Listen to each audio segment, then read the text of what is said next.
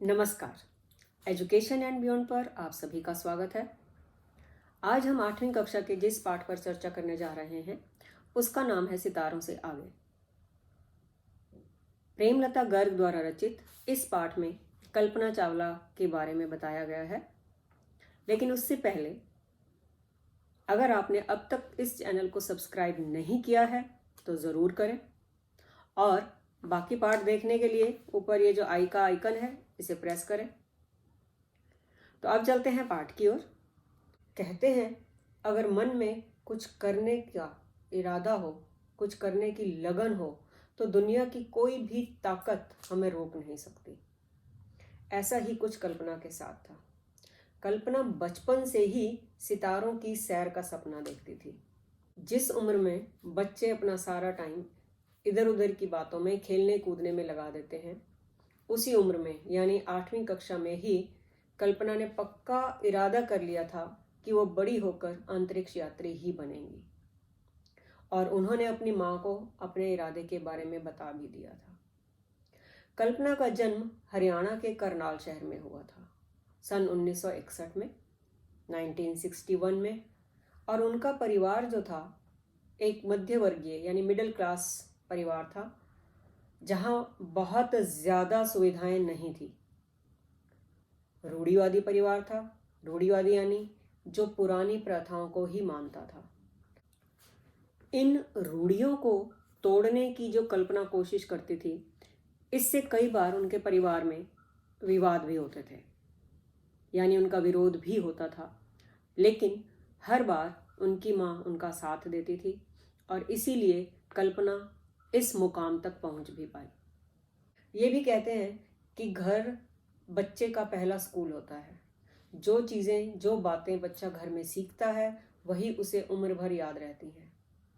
कल्पना के भी घर का, परिवार का जो मूल मंत्र था वो ये था कि परिश्रम करने से कभी हानि नहीं होती। और ये हम सभी जानते हैं, मेहनत का फल मीठा होता है। कल्पना ने इसी गुण को अपने अंदर उतार लिया था। मेहनत करने से वो बिल्कुल नहीं डरती थी। कल्पना की जो सबसे इम्पॉर्टेंट क्वालिटी थी वो थी उसकी लगन और उसकी जुझारू प्रवृत्ति। जुझारू यानी जो हर सिचुएशन से लड़ सके, जो हर सिचुएशन का सामना कर सके। और इसी कारण भले ही वो पूरी क्लास में एक अकेली लड़की थी, फिर भी उन्होंने अच्छे अंकों से स्नातक उत्तीर्ण किया। और उन्होंने अमेरिका जाने का मन तो पहले ही बना लिया था। अमेरिका जाना आसान बात नहीं होती, कठोर परिश्रम करना पड़ता है, कई तरह के टेस्ट देने पड़ते हैं। लेकिन इन सारी चीज़ों को पार करते हुए आखिर कल्पना अमेरिका चली गई। वहाँ पहुँचने पर सबसे पहले वो जिस व्यक्ति से मिली उसका नाम था जीन पियरे हैरिसन। कल्पना ने उसके घर के पास ही अपना घर भी बना लिया। क्लास में उसका एक और मित्र बना जो कि ईरान का रहने वाला था और उसका नाम था इराज कलखोरन। इराज ने कल्पना को देखकर उसकी मुश्किलों को समझ लिया कि नए वातावरण में ढलने में कल्पना को क्या क्या कठिनाइयां आ रही हैं, और इराज ने उसकी बहुत ज़्यादा मदद की। इससे कल्पना वहाँ के वातावरण में जल्दी से एडजस्ट अपने आप को कर सकी। धीरे धीरे जीन पियरे से उनकी जो दोस्ती थी वो गहरी होती गई और 1983 में दोनों ने शादी कर ली। अब ये कल्पना का एक साहसिक कदम था, क्योंकि भारत के करनाल जैसे छोटे से शहर में जन्म लेने के बाद, रूढ़िवादी परिवार होने के बाद, एक तो अमेरिका जाना, विदेश जाना और फिर विदेशी व्यक्ति से विवाह करना, इसके लिए बहुत हिम्मत चाहिए। और हिम्मत की तो कल्पना में कमी थी ही नहीं। 1983 में जब उनकी शादी हुई तब वो कैलिफोर्निया की एक यूनिवर्सिटी से जुड़ गई। 19 नवंबर 1997 यानी 1997 को कल्पना का सपना पहली बार पूरा हुआ। ये पहली यात्रा कल्पना के लिए अनेक नए अनुभव लेकर आई थी। इसमें कल्पना ने बहुत कुछ सीखा।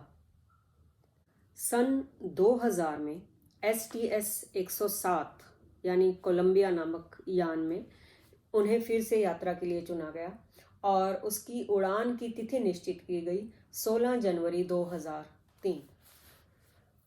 ये एक बहुत महत्वपूर्ण अभियान था, लेकिन दुर्भाग्यवश 1 फरवरी 2003 को जब उनका यान वापस आ रहा था, तब पृथ्वी के वातावरण में प्रवेश करते ही वो फट गया और कल्पना सहित जो अन्य 6 लोग थे, उन सभी की इस अभियान में दुखद मृत्यु हो गई।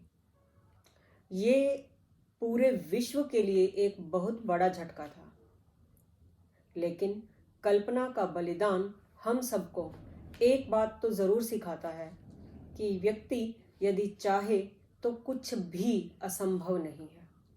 आप सब भी अनेक प्रकार के सपने देखते हैं, लेकिन सपने देखना ही काफ़ी नहीं है। उन सपनों को पूरा करने के लिए जो लगन, जो मेहनत चाहिए, वो भी हमें करनी होगी। मुझे उम्मीद है कि ये पाठ आपको समझ आ गया होगा। आइए इस पाठ के कुछ वैकल्पिक प्रश्न और उनके उत्तर देख लेते हैं।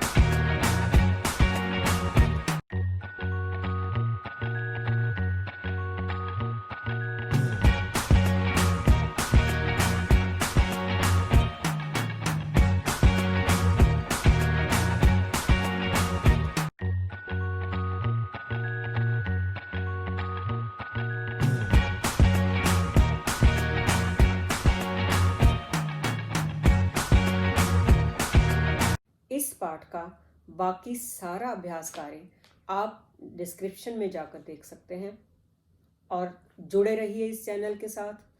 जल्दी ही मिलते हैं एक नए पाठ के साथ, एक नए विषय के साथ।